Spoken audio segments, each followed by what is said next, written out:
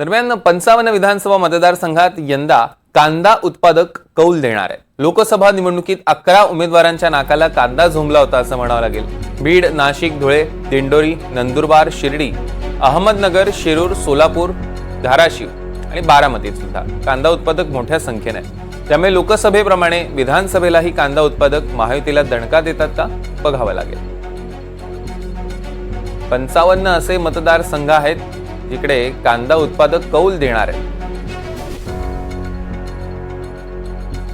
राहुल कुलकर्णी आपले प्रतिनिधी आपल्या सोबत जोडले गेलेत।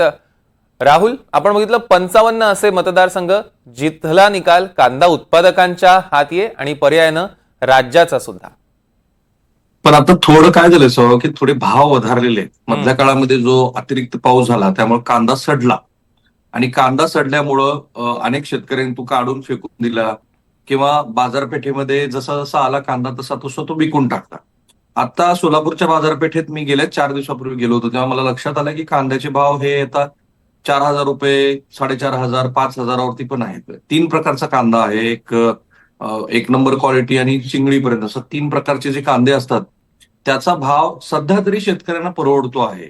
परंतु अडचण काय आहे की जेव्हा कांद्या संदर्भामध्ये निर्णय घेतले जातात तेव्हा ग्राहकाचा अधिक विचार केला जातो।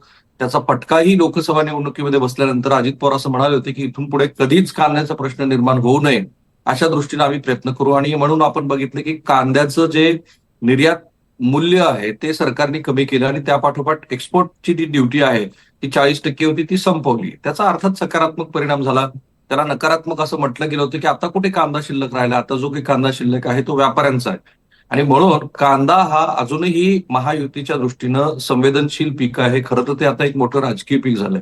पण फक्त कांदाच नाही तर कांद्याबरोबर सोयाबीनला 4,890 रुपये MSP दिलेली आहे। आज साधारणपणे 13 लाख क्विंटल आम्ही सोयाबीन खरेदी करू असं म्हटलं होतं सरकारनं। त्यासाठी सरकार सोयाबीन खरेदी केंद्र सुरू करणार होते, परंतु ते काही सोयाबीन केंद्र सुरू झालेलं नाही। जसा कांदा, जसं सोयाबीन तसाच कापूस। कापसामध्ये पण आता 6,800 रुपये, 7,000 रुपये एवढाच दर आहे। खरं म्हणजे तो 8,000, 9,000, 10,000 रुपये जर झाला तरच तो दर शेतकऱ्यांना परवडतो। म्हणजे कांदा, सोयाबीन आणि कापूस हे 3 महत्वाचे महाराष्ट्रातली पिकं आहेत ज्याची आता राज्य सरकारला चिंता वाटावी एवढी नकारात्मक भावना शेतकऱ्यामध्ये आहे, स्पेशली सोयाबीन उत्पादक आणि कापूस उत्पादकामध्ये।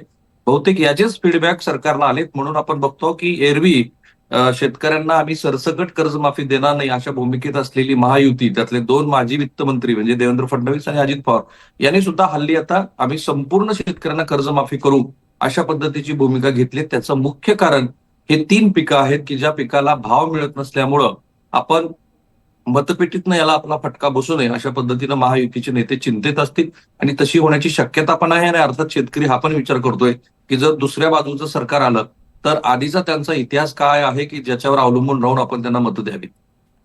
निश्चितच राहुल, यावर आपण अधिकची चर्चा करूच। तुर्तास धन्यवाद।